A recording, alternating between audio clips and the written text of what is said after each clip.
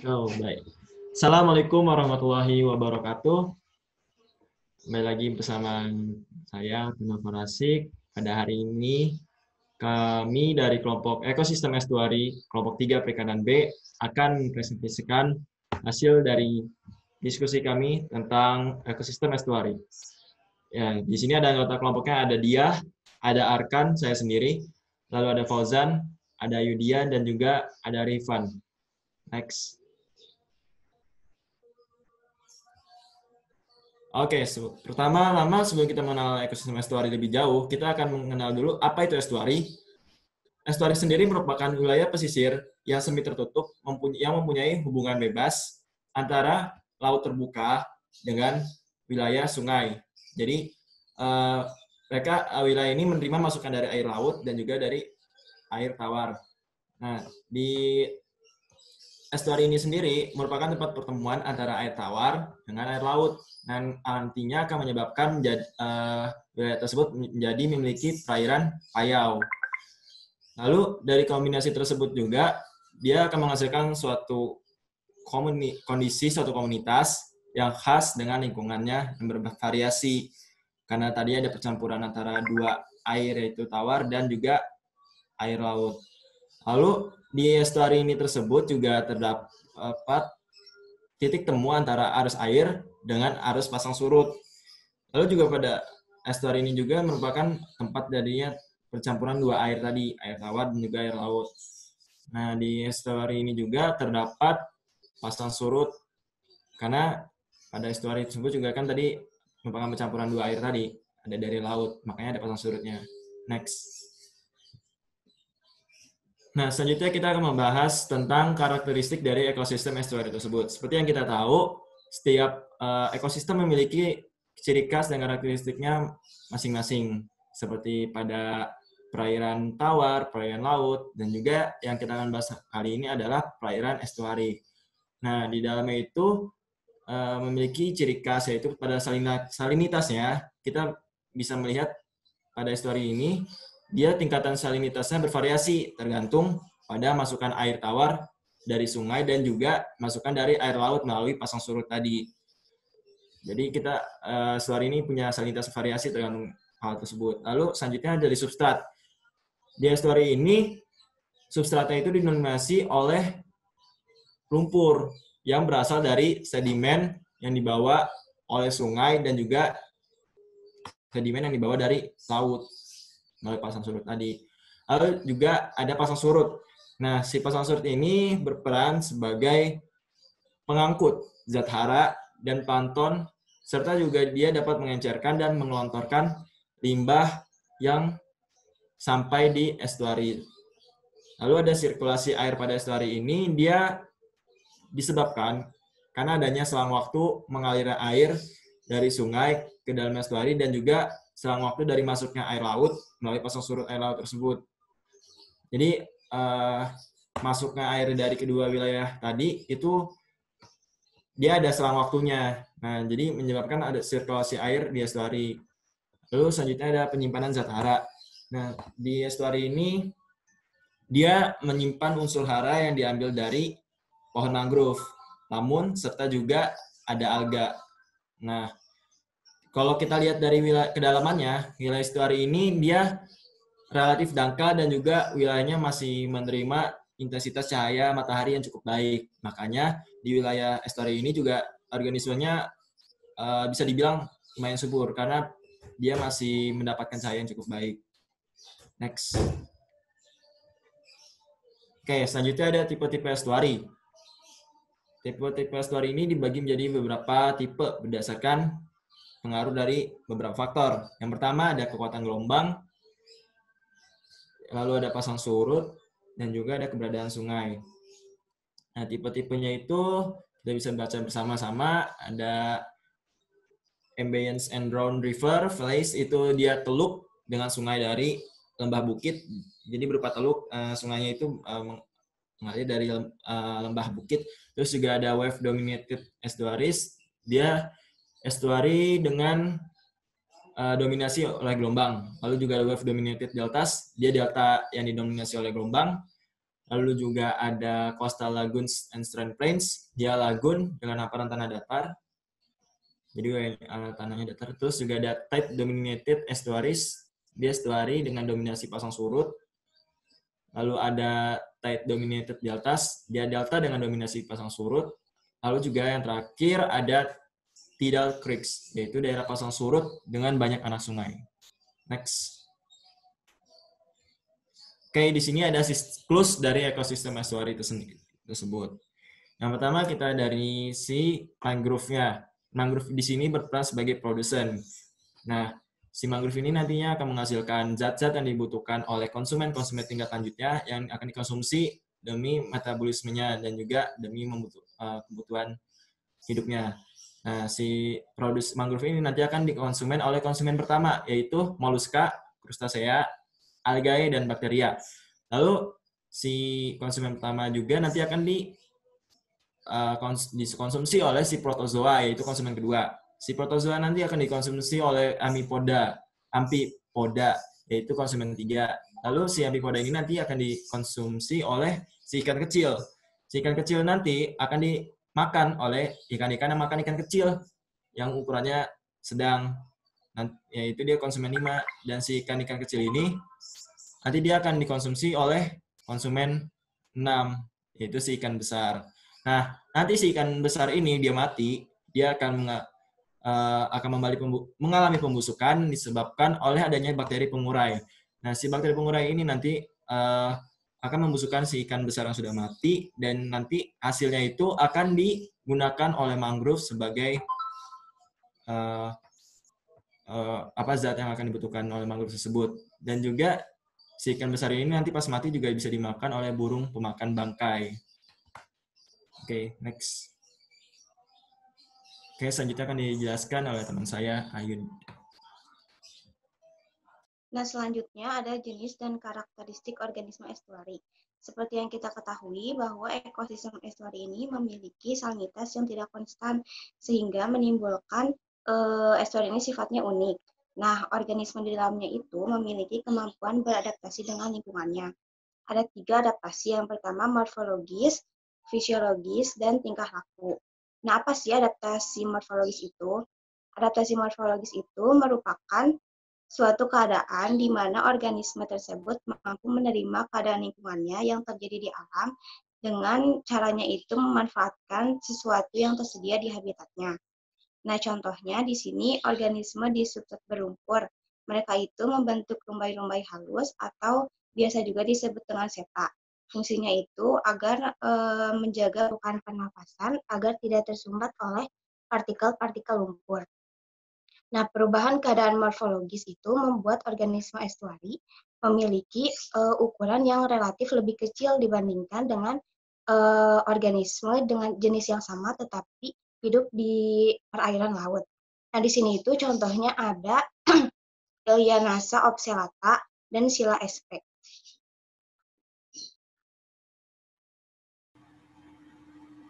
Oke, selanjutnya ada adaptasi fisiologis, di mana adaptasi ini merupakan suatu kemampuan organisme untuk bertahan hidup dengan cara menjaga keseimbangan faktor-faktor abiotik yang ada di dalam tubuhnya, sehingga sistem organ yang ada di dalam tubuhnya, sehingga dapat bertahan hidup. Yang pertama itu contohnya di daerah estuari ada osmoregulasi. Osmoregulasi ini yaitu kemampuan mengatur konsentrasi garam atau air di cairan internalnya. Contoh yang melakukan osmoregulasi ini ada Copepoda, cacing polychaeta, dan moluska. Kemudian ada osmoconvermer yang biasanya dimiliki oleh organisme yang hidup di laut. Sehingga kemampuannya memasuki estuari dibatasi oleh toleransinya terhadap perubahan di dalam cairan internalnya. Karena organisme yang hidup di laut mempunyai salinitas yang lebih tinggi daripada salinitas yang ada di daerah estuari. Selanjutnya, next.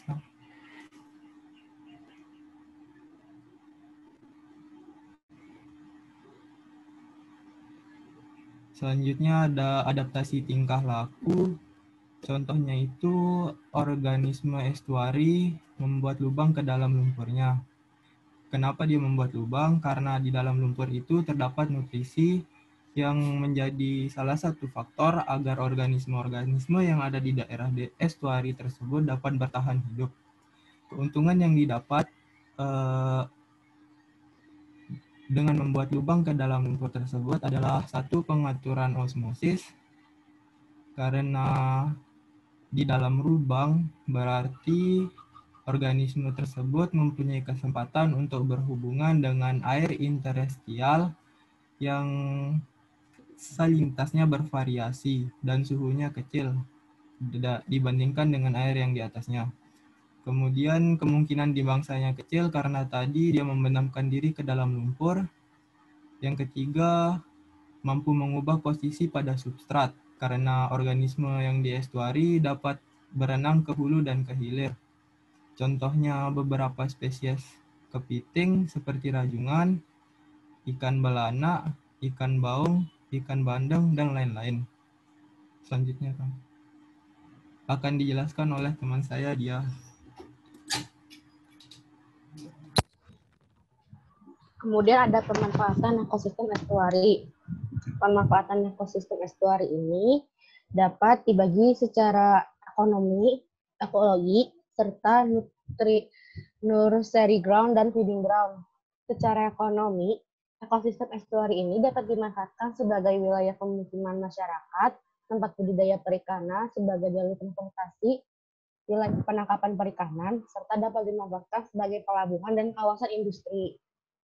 Secara ekologi, ekosistem estuari dapat dimanfaatkan sebagai perangkap sumber zat hara atau nutrien trap dan bahan organik yang dibawa oleh siklus pasang surut atau tidal circulation, atau dapat dikatakan sebagai penyedia produksi sepanjang tahunnya. Selain itu, ekosistem estuari juga dapat dimanfaatkan sebagai nursery ground atau tempat bereproduksi dan ataupun tempat pembesaran sejumlah spesies ikan, dan juga dapat dimanfaatkan sebagai feeding ground, serta tentu saja ekosistem estuari dapat dimanfaatkan sebagai habitat untuk spesies ikan yang dapat hidup di wilayah perairan estuari.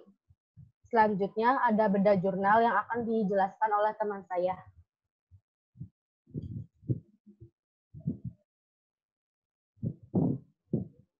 Baik, selanjutnya ada bedah jurnal. Berikut ini adalah jurnal yang diterbitkan oleh Elsevier, berjudul Estuarine, Coastal and Self Science. Jurnal ini membahas mengenai assessing the ecological status of an estuarine ecosystem, linking biodiversity and food web indicators. Jika di bahasa Indonesia kan berarti artinya menilai status ekologi dari sebuah ekosistem estuari, menghubungkan antara keanekaragaman hayati dan juga indikator dari rantai makanan. Jurnal ini dipimpin oleh Camille Le Guen dan diterbitkan pada tahun 2019. Penelitian yang dilakukan ini dilakukan di Seine-et-Loire di Prancis. Kemudian berikut ini ada urgensi penelitiannya, bahwa daerah estuari seringkali terpengaruh oleh aktivitas manusia. Karena daerah estuari ini merupakan daerah yang sangat baik untuk kepentingan ekonomi. Biasanya sering dijadikan objek modifikasi, seperti pengembangan dan penyaluran untuk meningkatkan pelabuhan dan aktivitas industri. Ditambah dengan adanya polusi dan juga gangguan antropogenik. Gangguan antropogenik ini adalah gangguan yang diakibatkan oleh aktivitas manusia, seperti polusi atau juga limbah, yang dapat menyebabkan perubahan di komunitas akuatik. Sehingga hal itu dapat mempengaruhi seluruh fungsi dari ekosistem. Salah satu pengembangan untuk kepentingan ekonomi di daerah estuari adalah dengan dibangunnya Port 2000 di kawasan Seine-et-Loire di Prancis. Port 2000 ini merupakan tempat berkumpulnya kontainer-kontainer yang digunakan untuk ekspor atau impor. Selain itu, di daerah estuari Seine juga telah dilakukan pengerukan. Pengerukan ini tujuannya untuk meningkatkan akses kapal di pelabuhan dan juga kapasitas kapal di pelabuhan. Peneliti melakukan pengujian terhadap estuari sebelum dan sesudah dikembangkan dan pengaruhnya terhadap keanekaragaman dan rantai makanan di ekosistem estuari.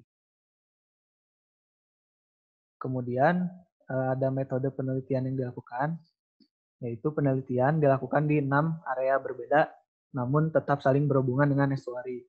Nah, berikut ini daerah dengan huruf CH, ini merupakan daerah estuari Seine atau Seine Estuary.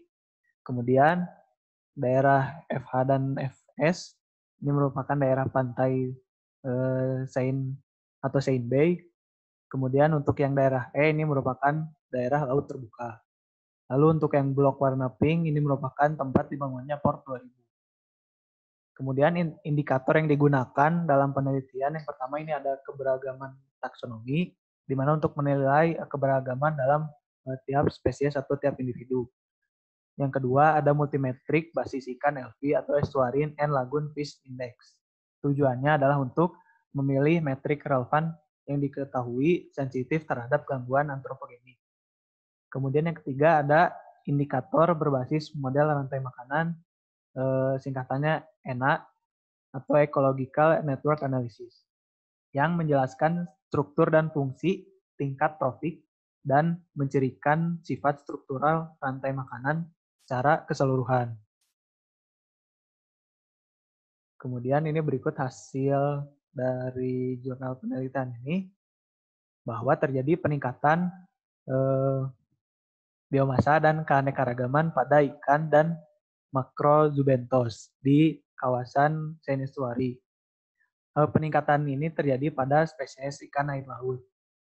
Peningkatan ini disebabkan oleh adanya marinisasi pada periode setelah pembangunan Port 2000. Marinisasi ini merupakan sebuah peristiwa di mana kurangnya input air tawar diikuti dengan peningkatan salinitas di daerah estuari, yang juga diikuti dengan meningkatnya ikan air laut di sekitaran estuari. Marinisasi ini disebabkan oleh peningkatan intrusi air laut, di mana terjadinya pergerakan air laut menuju air tawar. Marinisasi ini juga disebabkan oleh peningkatan suhu, di mana salinitasnya juga akan meningkat di daerah estuari. Kemudian terjadi peningkatan retriever dan penurunan omnivor pada rantai makanan. Diduga hal ini menunjukkan bahwa ekosistem terganggu akibat pembangunan dari Port 2000. Selain itu, rantai makanan di area estuari juga terganggu akibat adanya pengerukan, di mana hal itu membatasi kolonisasi dasar laut ditambah dengan meningkatnya organisme bentik. Dengan meningkatnya Macrozubenthes, maka untuk ikan-ikan yang tinggalnya di daerah dasar laut akan tersingkir karena meningkatnya Macrozubenthes. Kemudian untuk kesimpulannya adalah bahwa ekosistem estuari ini terganggu, tapi tidak hanya disebabkan oleh pembangunan Port 2000, tetapi juga bisa disebabkan oleh kejadian secara alami, yaitu seperti tadi marinisasi dan juga gangguan antropogenik atau aktivitas dari manusia, seperti tadi pengerukan dan juga hal lain sebagainya. Mungkin segitu saja yang bisa kami sampaikan. Mohon maaf apabila ada kesalahan dan kekurangan. Terima kasih atas perhatiannya. Wassalamualaikum warahmatullahi wabarakatuh.